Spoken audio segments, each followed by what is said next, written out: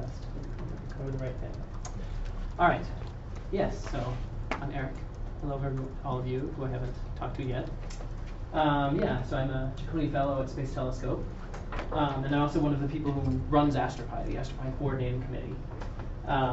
So that's sort of the role in which I'm standing you here today, right? So I do science in my spare time.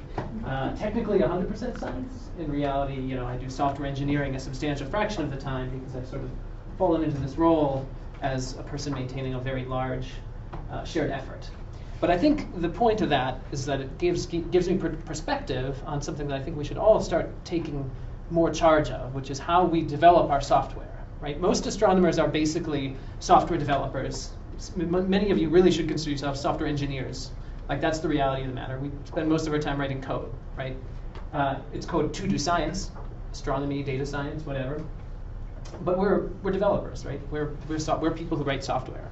So it does behoove us to really understand what the software engineering world might be able to teach us about how we can make our software work better.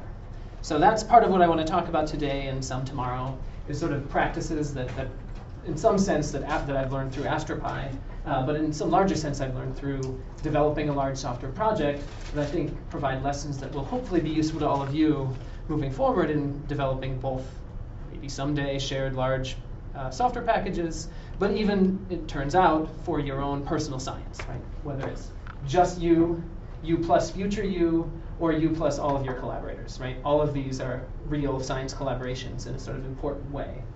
And software engineering practices help all of them. So for this first session, I'm going to spend a little bit of time talking about code repositories, right? Places where you store code. And I'm going to spend maybe, I don't know, we'll see, maybe half an hour, something like that, talking about it. But most of the time, I want you to spend building your own software repositories and understanding how you can use the tools that exist in the modern day world to work together on software. So it's not just building your own repository, but also building it and having your neighbor contribute back to your software repository and back again. And maybe breaking it all. We'll find out. It's going to be fun. But I want to start by giving sort of an overview of some of the concepts that you're going to see in the problem sets, so that it's not just seemingly coming out of left field as something that's you're just doing for no apparent reason. All right, so obviously the place I should start is what a code repository is. You probably all have some sort of visceral sense of this because you've encountered it already in previous sessions and probably by just randomly Googling things on the internet.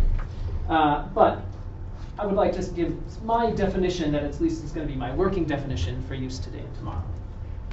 So the first thing a software repository is basically what the word says, right? A place to store your code, right? It's kind of a stupid thing to say, but it's true. Right? This can be as simple as a Git repository in a directory on your computer. That is a code repository because it's a way where you and future you can interact and develop this code in some way that will be somewhat useful. So that really is a code repository. You can go anywhere from that up to something that's shared into a much larger community. But when you get to that point, it becomes something else, right? It's not just a place to store your code, but once you put it out somewhere more widely, right? GitHub is sort of the classic example that you've all been working on. But basically what it does is provide a place to show your code to the wider world. And most importantly, at least in my view, it gives you a way to work with other people that you might never see face to face, right? That's sort of the beauty of code repositories in the modern world, is that it lets us exchange knowledge and information with anyone, anywhere who has, even a smartphone, pretty much. That has actually happened. People have contributed to AstroPi using their smartphones. Right, so that's the point, right? Is that I think it's most important that it provides you a way to work with others, keeping in mind, as you'll hear me say over and over again, others is sometimes future you. That's actually one of your most important users, and one of your most annoying users, by the way. So where can we do this, right? So this working together aspect is the one I want to focus on for at least today's discussion. There's actually a lot of places to do this, right? So we're going to focus almost entirely on GitHub today, but I just want to point out, especially for Cameron, that there does exist other options that are very similar in what they offer to GitHub, probably better in some ways, worse in others. But there's been a long history of these going all the way up to sort of large-scale industrial users. So it's not that this is the only way to do it, this sort of GitHub flow that I'm going to describe and that you're all going to be practicing today, but that provides you at least a good view of what sort of the key elements are that are shared across most of these other ways, except for that one, which no longer exists, but it's a nice logo. But shared across all the other ones and how you would share code with the wider world. Right, so we're going to focus today primarily on GitHub, which of course is built on Git. Right, this is something you all already know because you've been using it, but it's worth bearing in mind, right, that there is a distinction between these two things. That Git is the tool you use in your computer and can be used totally independently of GitHub, and sometimes is, right? Many of these, this tool, this one, right, even has Git in the name, are based on Git, which is a piece of software essentially. But GitHub is a way of interacting with that software on a particular website, particular platform. So these two are very closely intertwined, but they are not the same thing. You can use one without the other. So to describe how this flow works, I want to spend a little bit of time just describing what I would sort of call the AstroPi as a case study, right? A way to describe how when you put a code repository online, you can get people to interact with it in a way that you never really expected. Get it? Get it?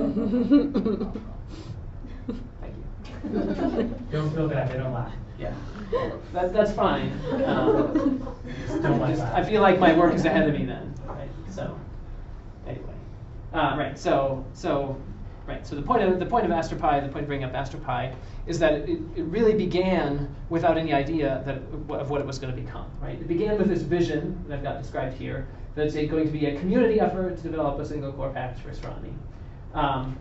Community being the key word, right? That's what sort of started us down the path of using GitHub and sort of sharing the code more widely.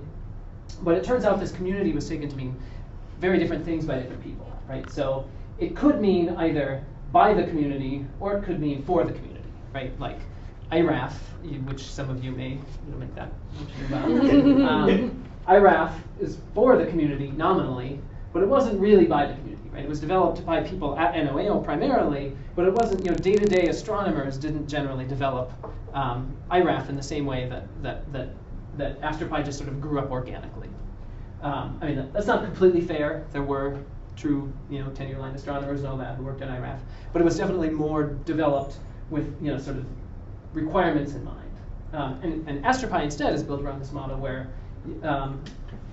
the astronomers are supposed to actually help develop the code, right? And that provides what I've now realized to be sort of a virtuous cycle where you don't waste your time on things that the astronomers aren't going to use because the astronomers aren't going to write stuff they're not going to use, right? Now, there's a little bit of a back and forth there, but that's the key point, right? Is that the people who are developing it are the same people who are using it. And it turns out, because of that, this model, I think, maps reasonably well onto smaller scale projects that are just your science or your advisor's science or whatever, right? That in fact AstroPi developed in a way that in some cases regular science collaborations could develop.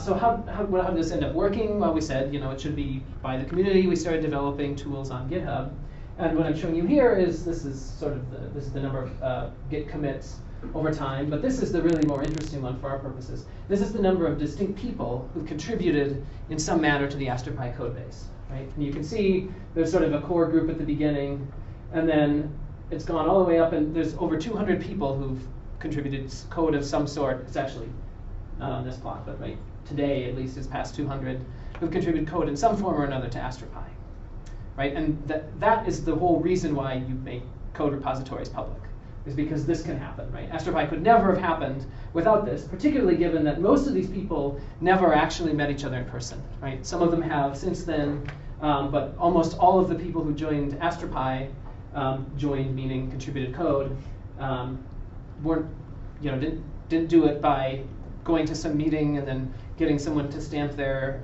astronomer passport or something like that and decide, yes, you're now a coder. They said, oh, I have something to offer. I was confused by this, and I can see how writing the documentation would make it better. And that's how it happened. And they could do that because the source code was put in a public place.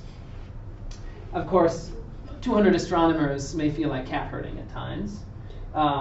That's a common trope. But I think it's actually very appropriate here because this picture demonstrates how you get cats to be herded, right?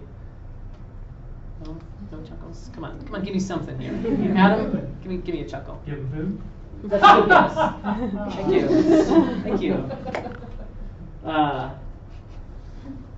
No, right. The point is, you give them something they want, right? You give them the tools they need to organize themselves on something they're interested in, and they do it, right?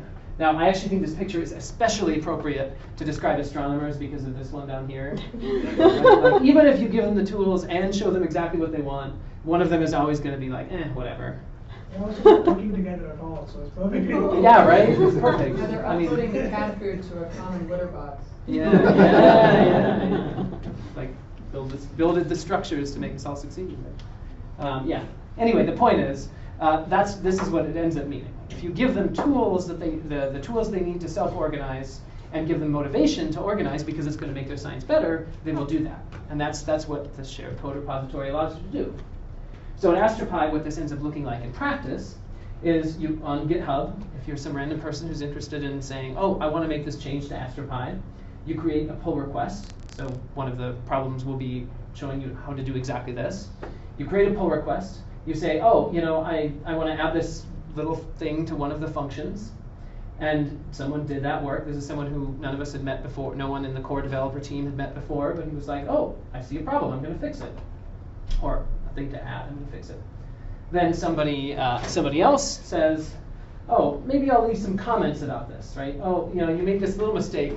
Don't worry, it's not the end of the world, but you made this little mistake. And someone else says, oh, there's also this other minor thing you might want to fix.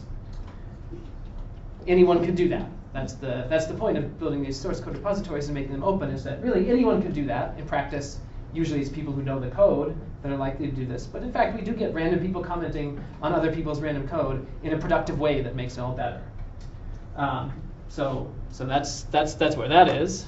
And then the person who originally developed the code can say, oh, thanks, that feedback was helpful. Now I'm going to make a change, adjust my code to make it better. And then finally, in the end, once you've done that iterative cycle for a little while, as you'll see in the problem set, someone like me who has the merge control rights to AstroPi can just hit this big green button on the website. Again, I've done that from a smartphone, right, when I didn't have my laptop with me or Wi-Fi. So we can develop code literally with our smartphones.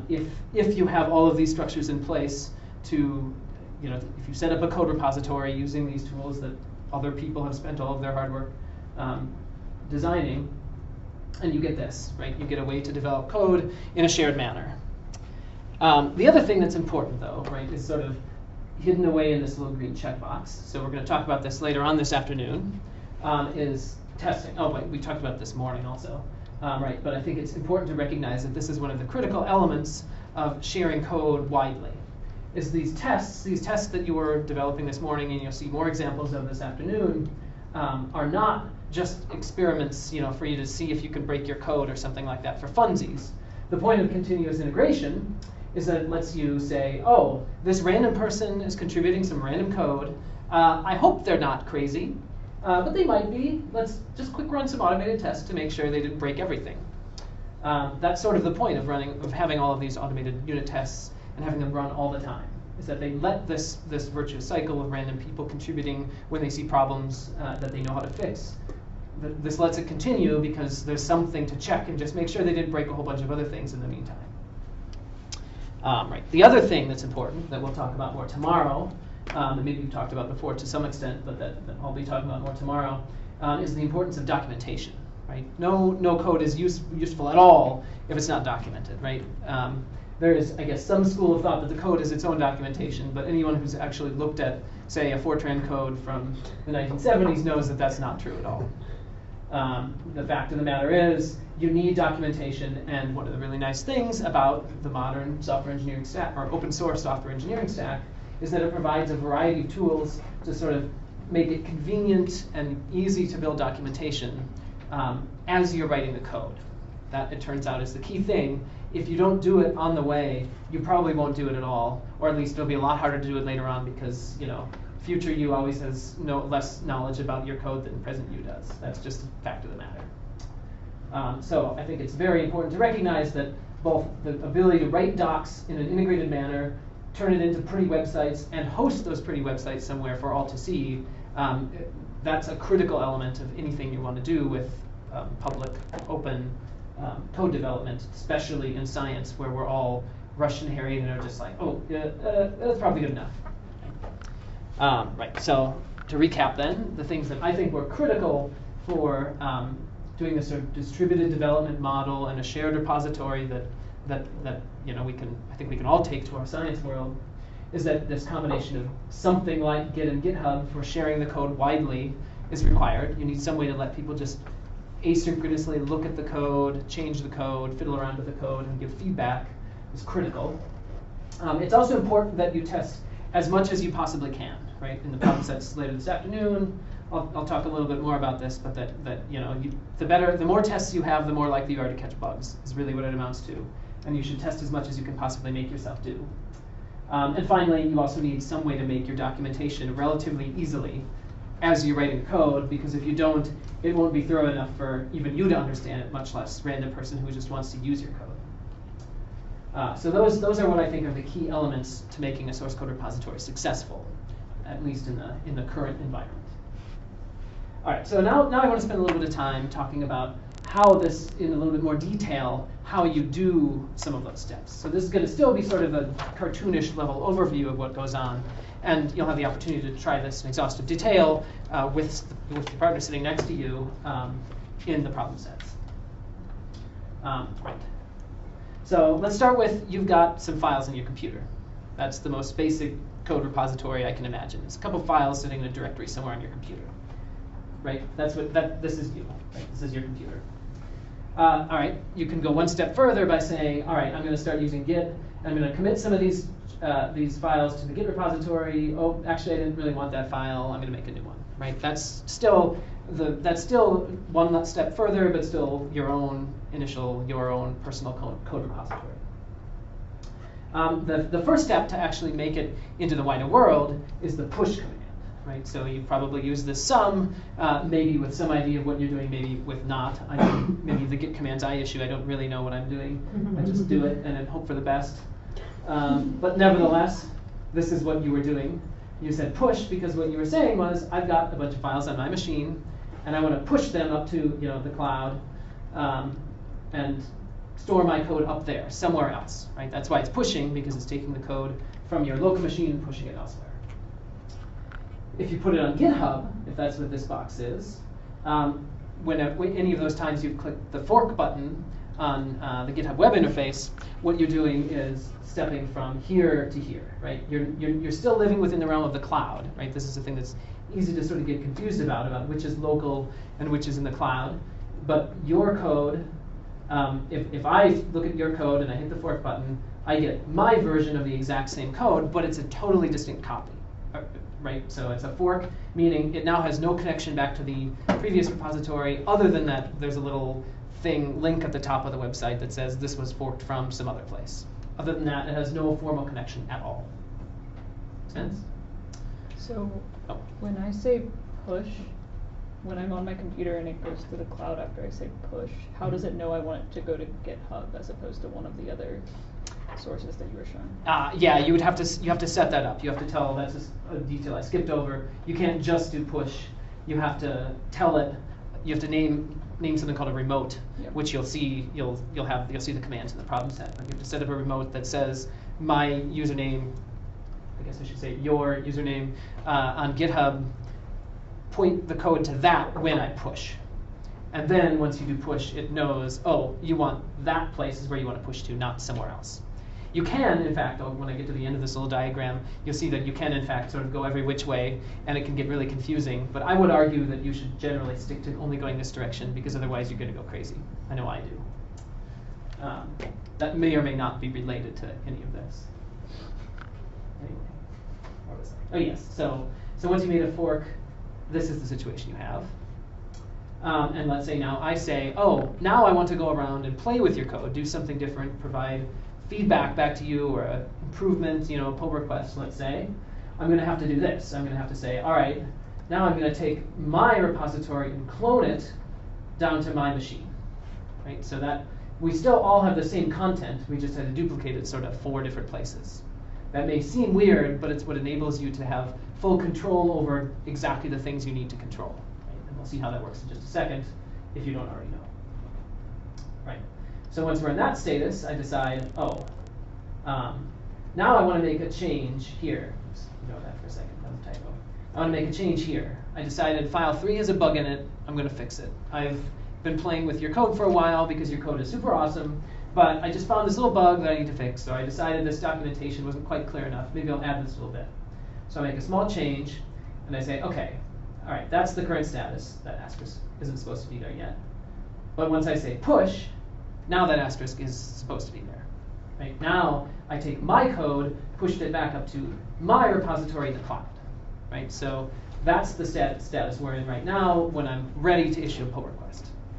Right? So this is confusing because there's 4 copies of everything, but this explains the reason why it has to be this confusing, because I shouldn't be allowed to randomly toss code either onto your GitHub repository or your machine. That would probably be bad. You'd get a lot of bad things happening if anyone could send code to anyone's machine at any time. So in fact, I only have the power to communicate up this direction, not up in either of those directions.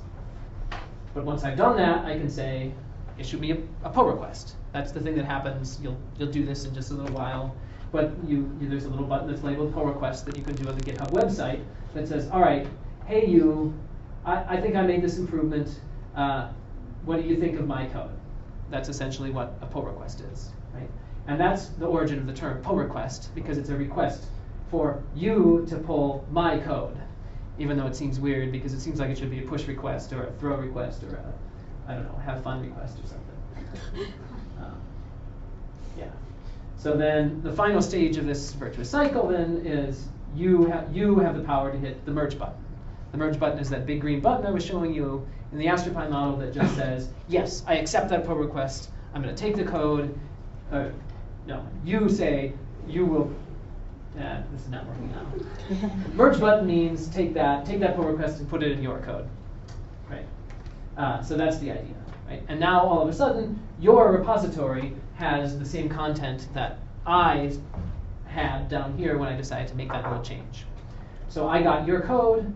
I made a small change to it, and now we can all agree this is the right one because you were the one who started it, and we all have the same thing. Right? Now, last step is if you were to decide, oh, I like that change and I actually want to do something with it, you can just pull your own code back down again. Nothing can stop you from doing that. And now, actually, everything is synced up. I should also say now, there is one way, this nice sort of U-shaped pattern I was just describing works great and is conceptually straightforward. But it turns out there is one more valid arrow. Right, sorry, you can make changes if you like. Set it up there, but there is one more valid arrow. I can always say, oh, actually, I just want to pull directly from you because everything in the cloud is visible. So this arrow is possible. And in fact, often you find yourself doing this and you find yourself getting horribly confused. I would describe this as this arrow being the bane of your existence when working with any sort of public code repositories, really, not even just GitHub. So it's not, I don't really have any really obvious advice for how to avoid this other than to understand that this arrow causes lots of trouble. It's very easy to forget that I'm pulling your code rather than pulling my code, and you just have to be aware of that, right? Like try to keep in your head, try to come up with naming standards for remotes with Git and how you interact with these different codes. Try to just keep in mind a convention that you can follow to keep yourself sane to prevent this from driving you crazy. The problem sets I've described sort of the way that works for me, but don't feel like that's the right answer. That's the way that works for me, and I'm definitely a weird person. So, you get a question over there? So does Git pull by default pull from me code or you code for you? So the way I just described it here, it would pull by default from me, because if you recall, let's go back to here, this clone command. The clone command by default sets up what the first place is it should push and pull to. So to get to this pull, I sort of skipped over this, but you would have to do a more complicated command than just git pull. It would have to be like git pull u master or something like that. So you have to make an active effort to make this happen instead of just, if you just do git pull on its own, you'll always get you or me. I will always get me. But you can do this pretty easily, and if you Google things to solve your Git problems, like I certainly do, you'll often find commands that tell you to do things like this. And if you don't realize what you're doing is pulling from somewhere else, it's easy to get very lost. But once you have this picture in your head, it starts becoming at least moderately clearer. So is that the way that you would update the forked repository? So you pull from the other one and then you push back to yours? Exactly, yeah. So exactly. Now, I didn't show that here. I think I didn't, yeah. But if now I want mine to match up with you again, I push up there. Exactly. There's ways to do that also in the GitHub web interface, but they're clunky and annoying. It's almost always easier to have your local computer be the main hub. Question over here? So if I need to do thing and somebody has written code and put a repository up on, say, GitHub to do thing, would you say that you should fork that repository first and then pull from your repository, or just pull directly from theirs? That's a good question. I'm not going to give you a straight answer. I'm going to give you some thoughts. Because it depends on the situation. Usually, if you don't know you're going to make any changes, it's best to just not have me code at all for now. Instead, just say, I'm going to pull your code down, and like this clone command that I was talking about here, that clone command. I could also have cloned you code without ever having to fork me code. And that would work, but it would set up all the default push and pull to be you code. So if then later on you decided I wanted to fork, all of the remotes would be set up in a funny way, and you'd probably be confused about what was going on. So if you don't want to mess around a lot with setting up the GitHub remotes to point and the upstream branches to point to the right places, the easiest thing to do is usually to just delete your local copy, do a fork, and pull it back down again, right? That's sort of the easiest way to do it. You can, if you want to delve into the Git a little bit more, you can figure out how to set it up all correctly. I do that, but that's because I'm weird, as I mentioned. It's probably more practical to for me to first pull your code, and then once I've realized, oh, I have some changes I want to make to it, do the fork, pull, everything just like I described. Does that make sense? Mm-hmm. Cool. Any other questions about this before I move on from this this diagram? Anything I've said here? No? We're all happy? Awesome sauce. All right. So the next thing to talk about when thinking about code repositories is how you lay out your code. I'm going to discuss this in almost exactly the same way I just answered Nicholas' question, that there's not a straightforward answer, right? Especially in science, where a lot of the work we do is sort of exploratory in some sense, right? Where you don't really know what you're doing until you've done it a few times on any new data set. It's not really it's not like developing, I don't know, Tinder or something like that, where you know what the interface is supposed to look like from the beginning. You instead know that something is going to happen, and I'm going to figure that out later. And that ends up meaning it's okay to be kind of slapdash with how you organize your code from the start, right? As long as you keep in your head that you need to stay vigilant, pay close attention to it at all times, right? So when you start having a file that's 1,000 lines long, you should ask yourself, what are the logical divisions in this file? Maybe I will separate that out into 2 files and possibly even put them in separate directories. As we'll see later on, it's pretty easy to do that with Python, and it's a way to keep yourself, again, sane, which is really my only goal in life. And that's what it ends up being. So I don't actually think you should spend a ton of time when you start working on science code thinking about how it should be laid out, unless you really are LSST or something like that, right? Have a plan for the beginning of more or less what it's supposed to look like. Instead, you should start coding, and then once you've got your ideas, you start splitting it up into pieces that make logical sense from what you've learned. But also always keep in mind that you're not the only person who's looking at this code, right? If nothing else, future you is looking at this code, and future you is going to be way more rushed, harried, and confused than present you is. Trust me. And that means you should always think about this sort of from the perspective of someone who doesn't really know what the code is like, right? You should think, oh, yeah, variable name A, that makes sense to me right now, but maybe I should instead use, dark underscore image or something like that, because that's probably going to be more readable down the road. And in just the same way, you should lay out your code with file names that have enough descriptive information that you can just look at the code and say, that one makes sense. And of course, as Adam was saying this morning, you should always be trying to think of how to make your code as modular as possible as time goes on, right? You shouldn't have your entire code be one function called do the science, right? As attractive as that might seem to be, as you'll see when you run through some of the problems, it will make it a lot harder to do really any of the things you really need to do to keep yourself sane in the field of software engineering. So this is not very specific, but any questions about this or thoughts any of you have that you want to ask? So do you sometimes, when you work on the code for a while, get an idea on how to restructure it completely and then like rewrite the whole thing, making all like the different modular files? Yeah. So that happens to me sometimes, and I just wonder if that is common or if I do something wrong.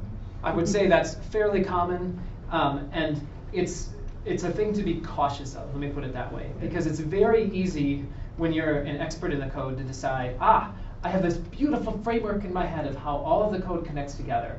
I'm going to write that, and then 3 years have passed, and you haven't written a single paper, right? So it's always important to keep in mind both you should keep it as modular as possible, but also you shouldn't get lost in the details of how to make it beautiful and modular and be refactoring every 3 months or month or whatever. Does that make sense? Yeah. So there's an essential tension there that it could always be better, and you always you want it to be good, but you don't want the perfect to be the enemy of the good. I think I'll quickly add, like, many of the things that we try to impress upon you throughout these schools, this all gets easier with practice. So, you're going to maybe go home next week and be like, oh, I need to write a new piece of code for whatever it is that I'm working on. And because we've been encouraging you, you'll maybe decide correctly, I should say, that you're going to build that code in a modular fashion, right? It'll take you a little bit of time to sort of get used to, okay, what is the actual basic idea here? How many lines of code actually does make this a module? Is it enough? Is it not enough? Whatever. But as you start doing this more, it becomes more familiar, and eventually, ideally, you get to a place where anytime you're writing anything, this is just the way you think, right? And basically just the act of writing code makes your whole future self, as Erik has said, better, right? Because you are in the process of always thinking and designing your code this way. Yeah, absolutely. So there's a ramp up on all this stuff, but it makes your life better. Yeah, like as a good example of that, so one of the first software packages I ever developed was something called AstroPySix, which was you could call a precursor to AstroPy, but would probably better call me screwing around because I didn't really know what I was doing, and learned a lot of things that then made it much easier for me to help make AstroPy better, right? That you have to make those mistakes at some level before you can learn, oh, that's why it's important to be modular, because I wrote this 1,000-line piece of code and I have no idea what it does, and I'm going to have to now start over and not write that paper because it's not working. It's never happened to me. Yeah. So, all right. Now, with that in mind as sort of the layout of the code, I want to spend just a little bit of time talking about packaging code and how actually building machinery that lets you keep the code in different places and work well together is important, right? So the idea of packaging is sort of a fuzzy word that doesn't necessarily mean that much to that many people, but the key idea is what it says right here. Right? You basically want to deliver code in some way that other random people, either random people on the internet or even your collaborators that you're emailing your code to, can get the code working on their machine without much fuss, right? So I use the term packaging mostly because packages is the term Python uses. I'll be a little semantic about that in just a minute. But the point is that's really what we mean by packaging, right? And this goes across many different languages and frameworks. Right, like if you've ever done anything with C code, you've probably encountered makefiles. Makefiles are a way to package code up in a particular way that you can do it more generically in other places. Ruby's gems do a similar sort of thing. Python's packages, of course, and so on. And that is really what the essence of packaging is, making it so that other people can use your code without having to think as hard about it as you have. Right? And again, other people is definitely future you. And I should also add that I'll talk a little bit more about this in just a minute, but a key element of packaging that's easy to forget is sensible versioning, right? You shouldn't have your code be 0.1 dev1, 0.1 dev2, and then 10 years later be 0.1 dev3. That's not going to help you out. Use versioning as a way to signal to either the random people who might be using your code or yourself, that you've made a significant step, because that'll make it a lot easier for you to keep track of, if nothing else, your papers, right? Your papers are built off of this code, and you can go back and reproduce work in previous papers by knowing that that was built with version 0.3 of this random code I wrote. Right. All right. So now that was generically about packaging, but the rest of what I want to talk about is specific to Python packaging, for obvious reasons. Let's not dwell on that for now. So I'm going to start with just sort of going over some of the terminology, only because these words sort of get thrown about, and it's, if you're not, possibly just because I can be a very pedantic person, but also because these words actually have different meanings that are relevant in different contexts. So the first thing to focus on is the word package. So package, you can, in some sense, think of as the biggest thing, right? Like AstroPy is a package, NumPy is a package, or SunPy is a package. And what it ends up meaning is any sort of directory that has a file with this name in it can be considered a package. So it's a thing you can import from Python. So that's essentially what a package is. So a module now sounds very similar, but a module is actually a single something or other .py file, right? So the module then is something. You can import something, and you'll get whatever is in the something.py file, right? So that's distinct from a package, because packages can contain lots of modules, and a module is just one single file. Make sense? Now, a somewhat less standard term, but an important one, you'll certainly hear from me, whether you like it or not, is subpackage, right?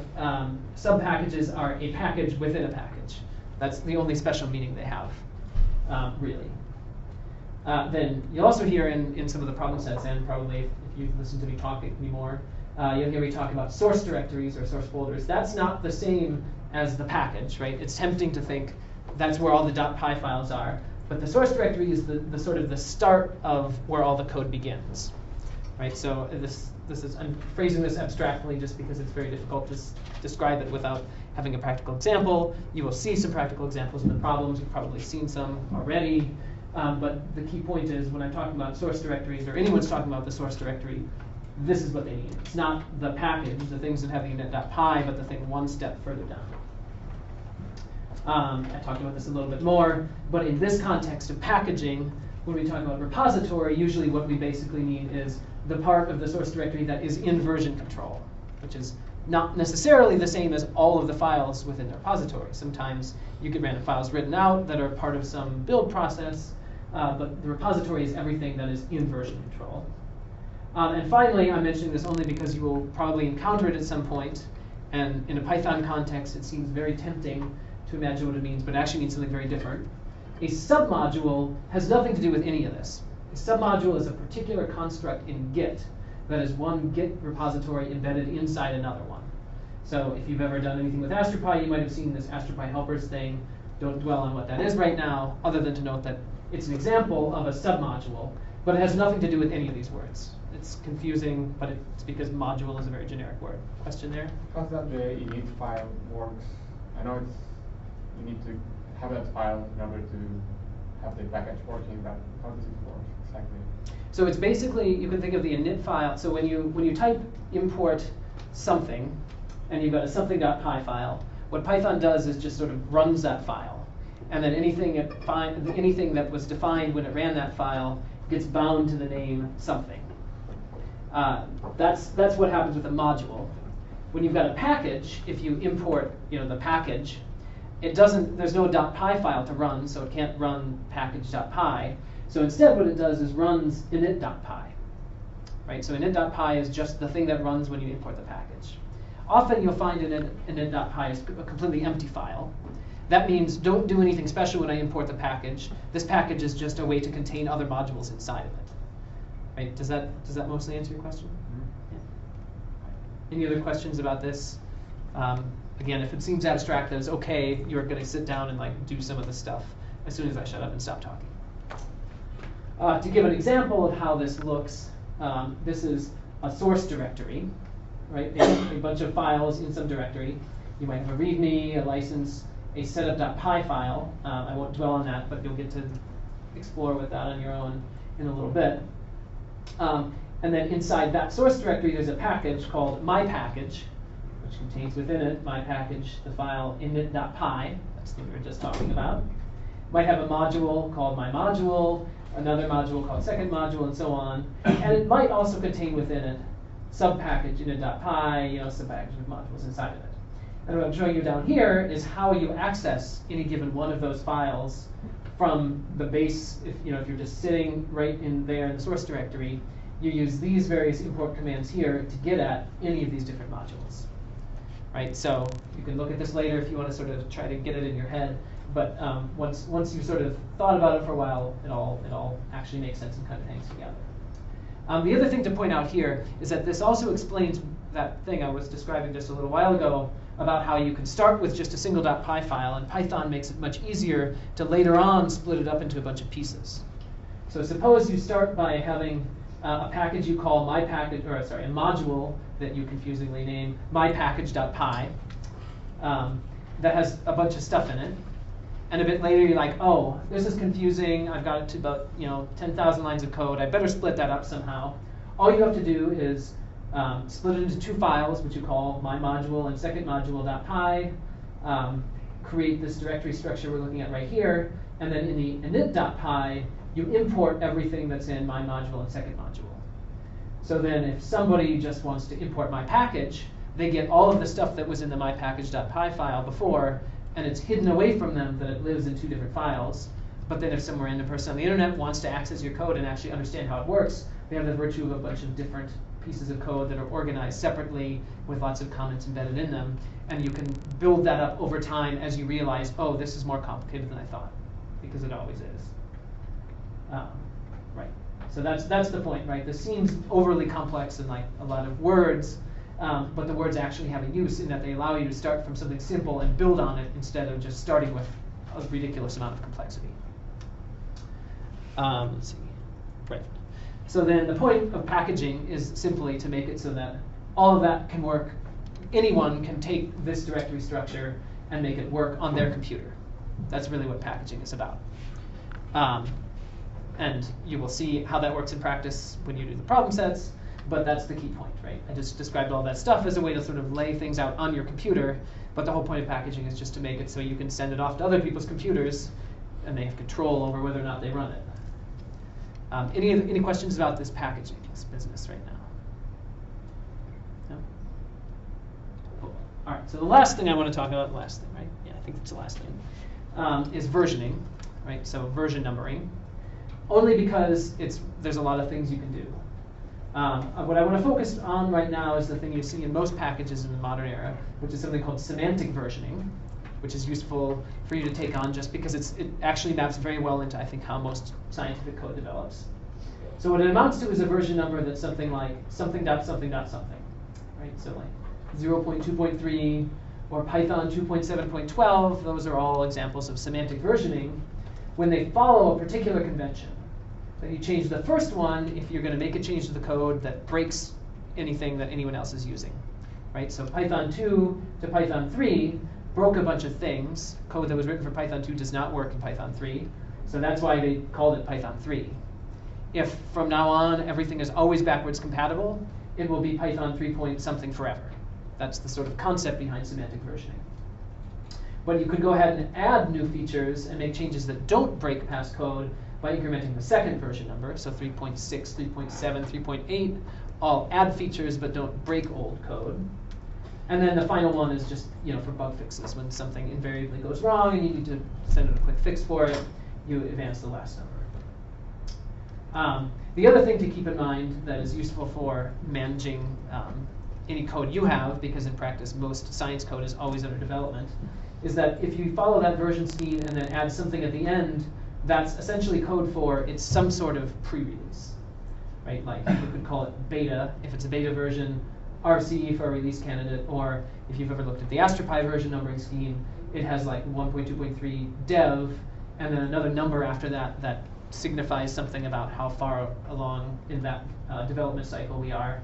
But what it amounts to is there's something after the semantic versioning, so it's a pre-release, and you shouldn't think of it as an actual release for public consumption. All that said, the final piece of advice I want to offer on versioning is, if this seems too complicated for you, that's cool. It probably is. For most science code, starting with 0.1, doing some development work, and then releasing a 0.2, then doing some development work and releasing a 0.3 is perfectly adequate, right? Nobody's going to be like, oh, I don't understand your code because it's not numbered the way I understand. So, all of this is useful to understand for you to use code that follows semantic versioning, but it's not necessarily that important that be followed for actual science code that you're going to be developing. Right. This is the last thought. Sorry, I have a question. Oh, sure. Do you, sorry, I want to make sure I phrase this correctly.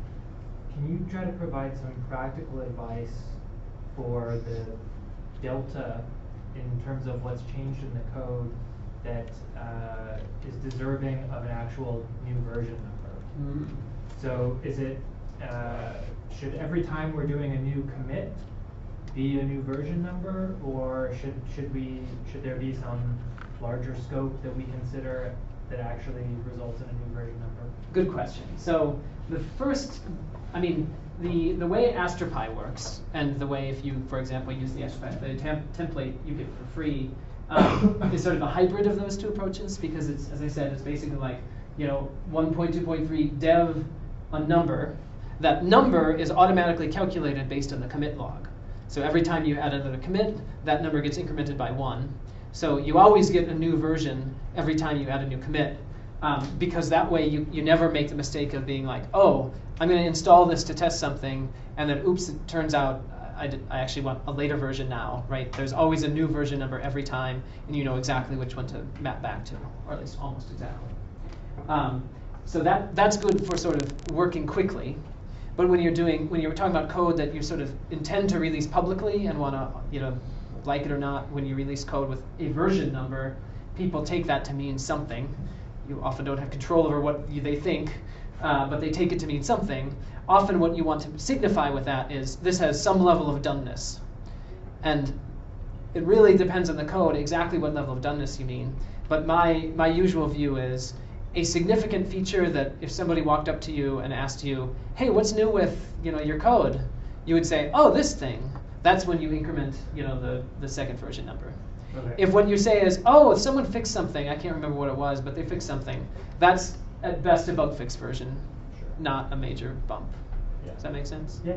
And the thing you might tell them is, oh, it's been a year and I haven't added new features, but they're like a zillion bug fixes, so I did another release because a bunch of people fixed those bugs. That's still also a valid version bump, right? Because you told them in the elevator that this is an important piece of information for you. Does that make sense? Yeah. Any other questions about this before I go on to the last bit? Oh, back there.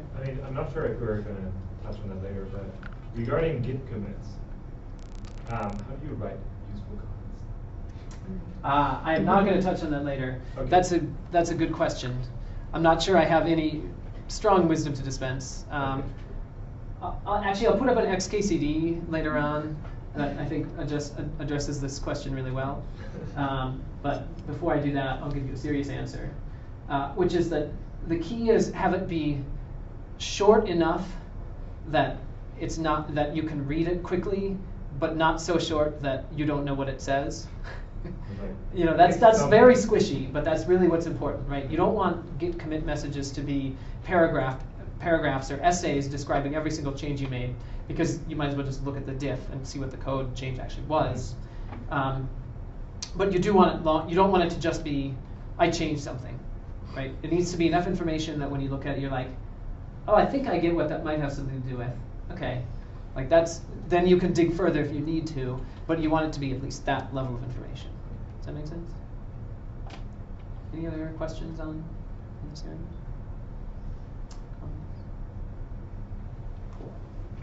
All right, so the last thing I wanted to talk about before we jump into the problems is the licensing. So I have two rules about licensing code that you put out, at least for scientific purposes. The first rule is have a license. The second rule is there's no other rule. There are all kinds of licenses out there. There's a lot of reasons why you might choose one over another. In the problem sets, one of the things you're going to do is build a code source repository, and one of the final steps of the problem is license that repository, and I've written some things, and more importantly, linked you to something that's far more exhaustive and has actually been like read by lawyers and stuff. That is important, or that will tell you the important things about the different licenses. But do follow rule number 1, because it turns out, at least it depends on what country you're in, but in the US and I believe the EU, if you do not have a license on your source code, technically anyone who uses that code for anything is in violation of copyright law, and you can sue them at any time. So that means essentially nobody can use your code if you don't have a license. It's not like putting it out on the internet makes it so that anyone can use it. Quite the opposite. If you don't have a license, they cannot use it. They can look at it and they can think about it, but they can't download it or run it or do anything with it. So that's why it's really critical, if you really want your code to be open and out there and, equally importantly for scientists, citable, you need to have a license. All right. I think too that I might be getting this wrong, but if you are using Python packages that have specific licenses and then you release your own code that calls those packages, there are rules within their license that require you to essentially adopt the same license.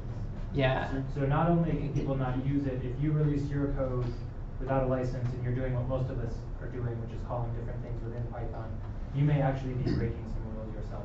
I don't think anyone will come after you for that, but just it's worth knowing that is the case. It's also important to know that for much of the Python, not all, you're definitely right, some of it matters, but for most of the licenses used in the Python ecosystem right now, that's not a serious concern. So the particular license you're talking about is the GPU license, or GPL license, the GNU public license that's called a copyleft license, because it's not copyright.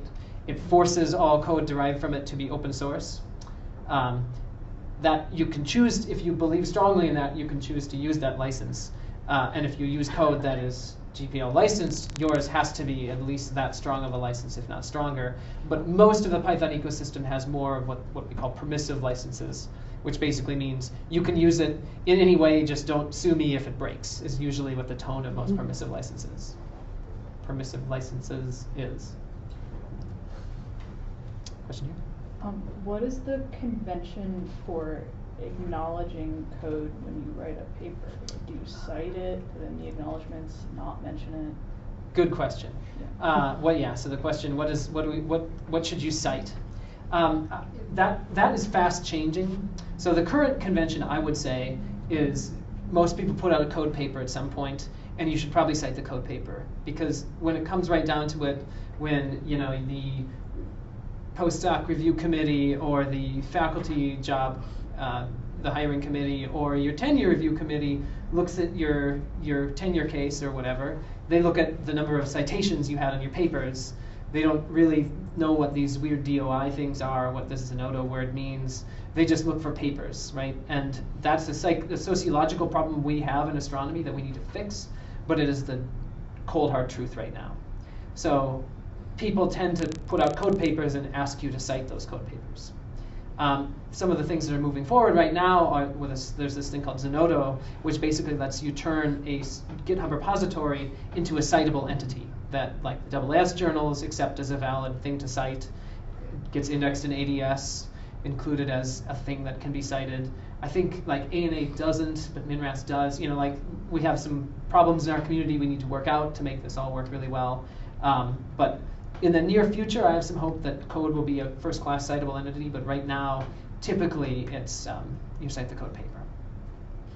But the 0th step, though, is look and see whether the code has some tips, right? Like most large code bases have a web page that's like citing the code, and they say there, either cite this paper or we hate it that people have to cite papers, or don't cite paper, cite our DOI, damn it. I don't think any of them say that word for word, but that's the implied tone. So look there first, right? And if you're making your own code, you should give that also, right? You should say, there's a paper, cite it, or there's not a paper, do this, or there will be a paper, once it's out, do this. Make sense? Mm-hmm. Awesome. Thanks. Yes. All right, go forth and do problem sets. So actually, before we start that, before we start that, let's thank Erik quickly.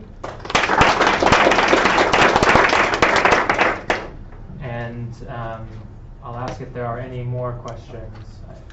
Good point.